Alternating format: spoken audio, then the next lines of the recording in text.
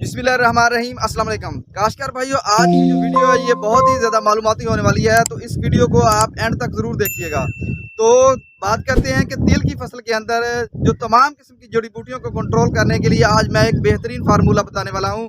तो आपने करना क्या है कि तिल की जड़ी बूटियों को कंट्रोल करने के लिए दो जहरों की ज़रूरत होगी। एक तो है मेट्रीब्यूजन जो आलू के ऊपर स्प्रे करवाते हैं, वो आपने सिर्फ 60 ग्राम लेनी है, और साथ दूसरा जहर जो दूसरा केमिकल है वो कुजीला फॉप मिथाइल है, वो आपने लेना है।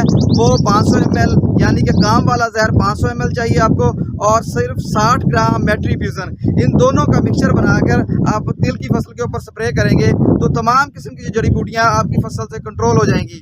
इससे आपका फायदा ये होगा कि जो इसके ऊपर गोडी के तिल की फसल के ऊपर जो गोडी के अखराजात हैं वो बहुत ज़्यादा हैं, वो 5 से 6 हज़ार रुपये फी एकड़ के साथ खर्चा आता है।